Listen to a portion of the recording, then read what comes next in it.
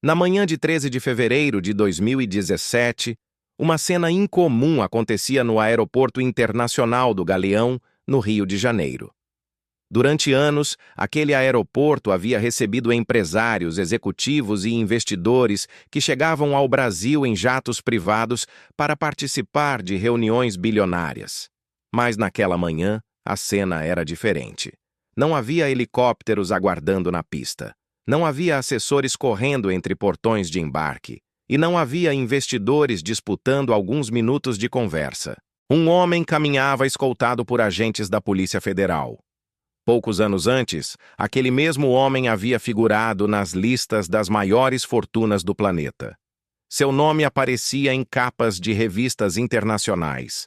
Era recebido por presidentes e participava de eventos empresariais como símbolo de uma nova geração de empresários brasileiros. Mas naquele momento, nada disso restava. O homem era Eike Batista, e aquela chegada ao aeroporto marcava algo muito maior do que uma simples investigação. Ela simbolizava o fim de um dos impérios empresariais mais ambiciosos da história recente do Brasil. Durante anos, Eike Batista foi apresentado como um visionário, um empresário capaz de construir um conglomerado industrial gigantesco em tempo recorde. Suas empresas prometiam explorar petróleo, produzir minério de ferro, construir portos, gerar energia e criar uma nova base industrial para o país. Era um projeto monumental, tão grande que em determinado momento parecia que ele realmente poderia funcionar. Em 2012, o patrimônio pessoal de Eike Batista ultrapassava 30 bilhões de dólares. Ele era, naquele momento, o homem mais rico do Brasil. E chegou a figurar entre os 10 mais ricos do planeta. Mas poucos anos depois, quase tudo havia desaparecido. Empresas quebradas, bilhões evaporados, investigações judiciais e um colapso empresarial que entraria para a história como um dos maiores já registrados no mercado financeiro brasileiro. Para entender como isso aconteceu, é preciso voltar no tempo, muito antes das capas de revista, muito antes das empresas com a letra X, muito antes do bilionário. Eike Furken Batista nasceu em 3 de novembro de 1956, em Governador Valadares, Minas Gerais. Desde o início, sua vida esteve conectada a projetos gigantescos. Seu pai, Eliezer Batista, era uma das figuras mais respeitadas da engenharia econômica brasileira. Engenheiro de formação, Eliezer participou de alguns dos projetos mais importantes de infraestrutura do país durante o século XX. Ele trabalhou em iniciativas que envolviam mineração, logística e desenvolvimento industrial. Em determinado momento de sua carreira, chegou à presidência da Companhia Vale do Rio Doce, hoje conhecida simplesmente como Vale. Na época, a empresa já era uma das maiores mineradoras do mundo. Isso significa que Eike cresceu em um ambiente muito particular. Em casa, as conversas não giravam em torno de pequenos negócios. Falavam sobre minas gigantes, ferrovias, exportações de minério, portos, energia. Era um universo de projetos colossais. E esse ambiente teve um impacto profundo em sua forma de pensar. Desde cedo, Eike aprendeu algo que marcaria toda a sua trajetória empresarial: pensar sempre em escala gigantesca. Durante a infância e adolescência, a família se mudou várias vezes. As mudanças acompanhavam os projetos profissionais de Eliezer Batista. Essa convivência com diferentes ambientes e culturas ajudou a formar a visão global que Eike desenvolveria mais tarde. Mas havia também outro elemento importante. Eike não demonstrava grande interesse pela vida acadêmica tradicional. Ele era inquieto. Gostava de movimento, gostava de negócios, gostava de oportunidades. Ainda jovem, passou um período na Alemanha. Ali começou a estudar engenharia metalúrgica na Universidade de Aachen. Mas o curso nunca foi concluído. Eike abandonou os estudos antes da graduação. Para muitos jovens, isso poderia representar um obstáculo. Para ele, foi apenas o começo de outra trajetória, porque foi nesse período que surgiu sua primeira experiência real com negócios. No início dos anos 1980, o Brasil vivia um momento econômico peculiar. A inflação crescia. O sistema financeiro ainda era pouco desenvolvido. E o país enfrentava um período de transição política após décadas de regime militar. Ao mesmo tempo, regiões como a Amazônia atraíam aventureiros, garimpeiros e empresários interessados na exploração de recursos naturais. Foi nesse ambiente que Eike Batista encontrou sua primeira oportunidade. Ele começou a trabalhar como intermediador no comércio de ouro extraído de garimpos amazônicos. O modelo de negócio era relativamente simples. Garimpeiros produziam o metal, intermediários compravam, e exportadores vendiam para mercados internacionais. Mas o que parecia simples escondia algo importante. O mercado de ouro naquele período era extremamente lucrativo. E quem conseguisse estruturar operações eficientes poderia acumular capital rapidamente. Eike mostrou habilidade nesse ambiente.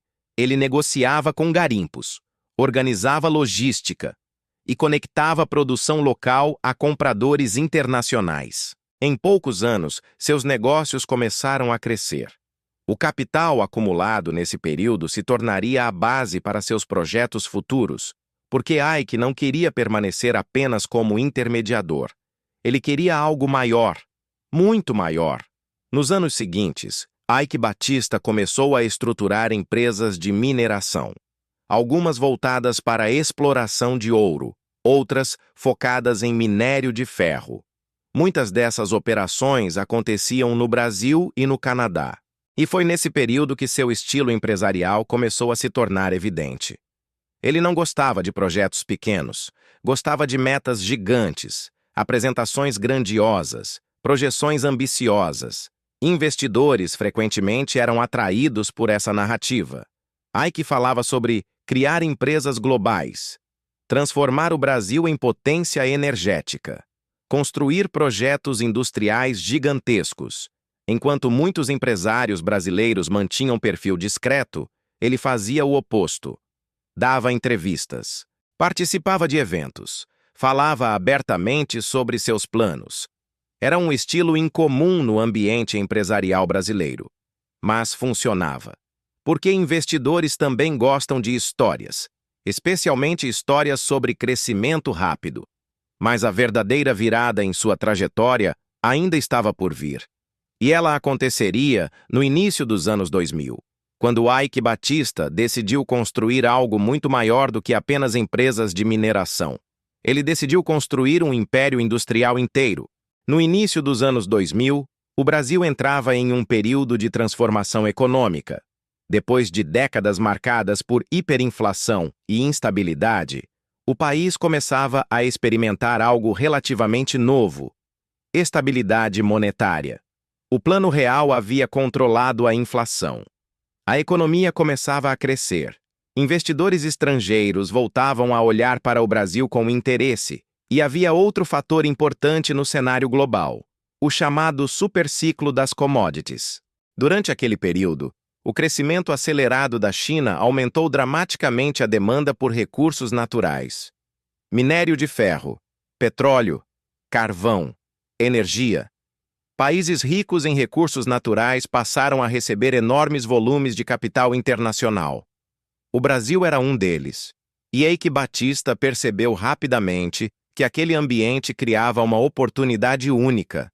Ele decidiu estruturar algo muito maior do que suas empresas de mineração. Decidiu construir um grupo empresarial integrado, um sistema industrial capaz de atuar em vários setores estratégicos ao mesmo tempo. Assim nasceu o Grupo EBX. O nome era simples: EB de Eike Batista. E a letra X simbolizava multiplicação de riqueza. Era um símbolo que ele usaria repetidamente. Todas as empresas do grupo carregariam essa marca, e cada uma teria uma função dentro de um grande projeto industrial. A ideia era criar um ecossistema completo, uma engrenagem onde cada empresa ajudaria a impulsionar as outras. Entre as principais companhias estavam MMX, mineração de minério de ferro; OGX, exploração de petróleo; LLX, Logística e Desenvolvimento Portuário, MPX, Geração de Energia, OSX, Construção Naval e Equipamentos para a Exploração Petrolífera. Era uma arquitetura empresarial ambiciosa. Mineração produziria matéria-prima, portos transportariam, energia abasteceria as operações, estaleiros construiriam plataformas, e o petróleo financiaria tudo. Se funcionasse, seria um dos maiores projetos industriais privados da história do Brasil. Mas havia um detalhe importante. Grande parte desse império ainda existia apenas no papel. Entre 2006 e 2012, o Grupo EBX viveu seu período de maior expansão. A economia brasileira atravessava um momento de enorme otimismo. O país havia descoberto gigantescas reservas de petróleo no pré-sal. Os preços internacionais do petróleo estavam elevados, e investidores globais buscavam oportunidades em mercados emergentes. Nesse ambiente, Eike Batista encontrou terreno fértil. Ele começou a levar suas empresas para a Bolsa de Valores. As ofertas públicas de ações arrecadaram bilhões. Investidores acreditavam que estavam participando da criação de um novo gigante industrial brasileiro. A empresa que mais chamou atenção foi a OGX. Responsável pela exploração de petróleo, ela prometia produzir volumes gigantescos de energia. Em sua abertura de capital, a companhia captou cerca de 6,7 bilhões de dólares. Foi uma das maiores ofertas públicas da história do Brasil. O entusiasmo era enorme. Analistas acreditavam que o país estava prestes a criar um novo grande produtor de petróleo, e que Eike Batista seria o empresário que lideraria esse processo. As ações dispararam. O valor de mercado das empresas do grupo cresceu rapidamente, e a fortuna pessoal de Eike Batista crescia junto. Em poucos anos, ele se tornou o homem mais rico do Brasil. Em 2012, a revista Forbes estimou seu patrimônio em cerca de 34 bilhões de dólares. Naquele momento, ele figurava entre os 10 homens mais ricos do planeta. Eike passou a frequentar eventos internacionais, conceder entrevistas e falar abertamente sobre suas ambições. Em uma ocasião, afirmou que pretendia se tornar o homem mais rico do mundo. Mas enquanto o mercado celebrava, havia um detalhe que poucos observavam com atenção. A maior parte das empresas ainda não produzia resultados concretos. Os projetos estavam em desenvolvimento. Os campos de petróleo ainda não estavam produzindo. Os portos ainda estavam sendo construídos. As minas ainda estavam sendo exploradas. Grande parte do valor do império estava baseada em expectativas futuras. E expectativas podem ser extremamente poderosas, mas também extremamente frágeis. Entre 2010 e 2012, Eike Batista se tornou um dos empresários mais famosos do Brasil. Seu estilo chamava a atenção. Carros esportivos, iates, helicópteros, entrevistas cheias de confiança. Ele representava uma imagem de sucesso agressivo e ambicioso, algo relativamente incomum no ambiente empresarial brasileiro, tradicionalmente mais discreto. Revistas internacionais começaram a retratar Eike como símbolo de um novo capitalismo brasileiro.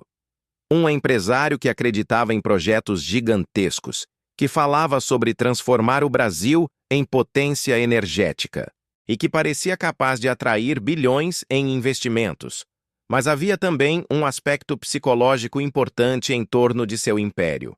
Investidores não estavam comprando apenas empresas, estavam comprando uma narrativa, a narrativa de que o Brasil estava prestes a viver uma nova era industrial e que Eike Batista seria um dos protagonistas dessa transformação. Durante alguns anos, tudo parecia caminhar nessa direção. Mas então surgiram os primeiros sinais de que algo não estava funcionando como esperado. E esses sinais viriam exatamente da empresa que deveria sustentar todo o império. A OGX. No papel, a OGX era a peça central do grupo EBX.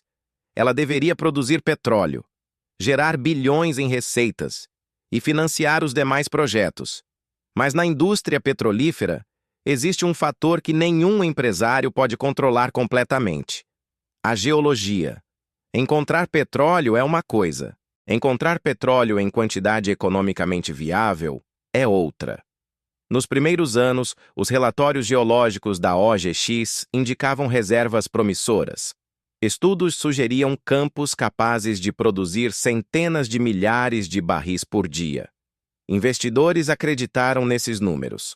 Mas quando os primeiros poços começaram a operar, a realidade foi diferente. A produção ficou muito abaixo do esperado. Reservatórios que pareciam promissores nos estudos iniciais apresentaram desempenho limitado. No início, o mercado acreditou que era apenas um atraso operacional, algo comum em projetos petrolíferos. Mas conforme novos dados surgiam, a situação ficava mais clara. As reservas eram menores do que o esperado, e os campos produziam menos petróleo.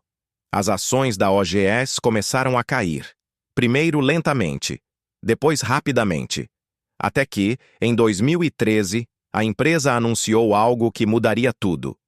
Alguns de seus principais campos seriam descontinuados. Foi um choque para o mercado. Em poucos meses, bilhões em valor de mercado desapareceram, e o império de Eike Batista começou a ruir. Quando a OGX anunciou em 2013 que alguns de seus principais campos petrolíferos seriam descontinuados, o impacto foi imediato. Até aquele momento, muitos investidores ainda acreditavam que o problema era apenas temporário. Talvez atrasos técnicos, talvez ajustes operacionais, talvez dificuldades naturais de um projeto complexo. Mas quando ficou claro que os reservatórios não tinham o volume esperado de petróleo, a percepção do mercado mudou rapidamente. E no mercado financeiro, mudanças de percepção podem acontecer em velocidade brutal. As ações da OGX começaram a despencar, primeiro alguns pontos percentuais, depois dezenas, até que chegaram a uma queda praticamente total. Investidores que haviam comprado papéis por valores elevados viram suas posições perderem quase todo o valor. Fundos internacionais que haviam apostado bilhões no projeto começaram a registrar perdas gigantescas. Mas o problema não estava restrito à OGX. A empresa era o coração financeiro do grupo EBX. Era ela que prometia gerar receitas capazes de sustentar todo o sistema empresarial. Sem o petróleo prometido, a engrenagem começou a travar. A MMX, voltada para a mineração de ferro, começou a enfrentar dificuldades para financiar expansão. A LLX, responsável pelo desenvolvimento do Porto do Açu, passou por reestruturações profundas. A MPX, empresa de energia, precisou buscar novos investidores. A OSX, criada para construir plataformas e equipamentos para exploração petrolífera, perdeu sua principal fonte de demanda. Em outras palavras, todo o sistema empresarial construído por Eike Batista dependia de uma promessa central: o petróleo da OGX. Quando essa promessa deixou de existir, o império começou a desmoronar. Em outubro de 2013, a OGX entrou com pedido de recuperação judicial. Era, naquele momento, a maior recuperação judicial da história da América Latina. O efeito dominó foi imediato. Empresas do grupo começaram a ser vendidas, reestruturadas ou simplesmente encerradas. O mercado assistia a um dos maiores colapsos de valor já registrados no Brasil. Entre 2012 e 2014, cerca de 30 bilhões de dólares em patrimônio estimado desapareceram. A fortuna de Eike Batista evaporou praticamente na mesma velocidade com que havia sido construída. Era um dos maiores colapsos patrimoniais já documentados na história do capitalismo moderno. Mas o colapso empresarial seria apenas o início de uma nova fase. Porque enquanto o império financeiro ruía, outro processo começava a ganhar força no país. Um processo que mudaria profundamente a relação entre empresas, política e poder no Brasil. A partir de 2014, o Brasil começou a viver um dos maiores escândalos de corrupção de sua história: a Operação Lava Jato. Inicialmente focada em esquemas envolvendo a Petrobras, A investigação rapidamente se expandiu. Construtoras, empresas de energia, operadoras financeiras e relações entre empresários e políticos passaram a ser investigadas. Com o avanço das investigações, o nome de Eike Batista começou a aparecer em delações. Segundo os investigadores, o empresário teria realizado pagamentos ilícitos ao ex-governador do Rio de Janeiro, Sérgio Cabral. As acusações apontavam para transferências que somariam cerca de 16 milhões de dólares. Em troca, Eike teria recebido favorecimentos administrativos e facilidades para seus projetos no estado. O caso ganhou enorme repercussão, porque naquele momento, Eike Batista já simbolizava algo maior do que apenas um empresário. Ele representava o auge, e agora a queda, de um modelo de crescimento baseado em projetos gigantescos e forte proximidade entre grandes empresários e o poder público. Em janeiro de 2017, a Justiça brasileira decretou sua prisão preventiva. Quando a ordem foi emitida, Eike estava nos Estados Unidos. Durante alguns dias, houve especulação sobre se ele retornaria ao Brasil. Mas poucos dias depois, ele decidiu voltar voluntariamente. Foi nesse contexto que ocorreu a cena no aeroporto do Galeão. Aquela chegada silenciosa, sem helicópteros, sem executivos, sem investidores. Apenas um ex-bilionário escoltado por agentes federais. Ele foi conduzido para prestar depoimento e, posteriormente, encaminhado ao sistema penitenciário do Rio de Janeiro. As imagens circularam pelo país.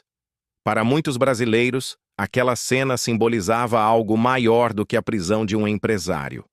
Era o retrato de uma inversão dramática de destino. Nos anos seguintes, o grupo EBX deixou definitivamente de existir como sistema empresarial. As empresas foram sendo desmontadas uma a uma. A LLX, responsável pelo desenvolvimento do Porto do Açu, acabou sendo vendida e reestruturada. Hoje, o porto se tornou um dos principais complexos logísticos do país, operado por novos controladores.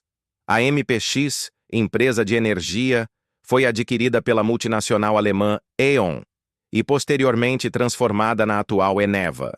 A MMX, voltada para a mineração de ferro, passou por reestruturações profundas. A OSX, ligada à construção naval, entrou em recuperação judicial. E a própria OGX, epicentro do colapso, acabou sendo reestruturada sob nova gestão e mudou de nome. O império que um dia havia sido apresentado como um sistema industrial integrado simplesmente deixou de existir. Cada parte seguiu um caminho independente. Alguns ativos sobreviveram, outros desapareceram, mas o projeto original havia terminado. Enquanto isso, Eike Batista enfrentava processos judiciais complexos. Em alguns casos, firmou acordos de colaboração com as autoridades. Em outros, apresentou recursos e contestou acusações. Ao longo dos anos, as decisões judiciais passaram por diferentes instâncias. Mas, independentemente dos desdobramentos legais, uma coisa já estava clara. O empresário que havia prometido se tornar o mais rico do mundo não possuía mais o império que um dia o levou a esse status. Hoje, a história de Eike Batista é estudada em escolas de negócios ao redor do mundo. Não apenas como exemplo de fracasso, mas como um caso complexo de ascensão extraordinária e colapso igualmente veloz.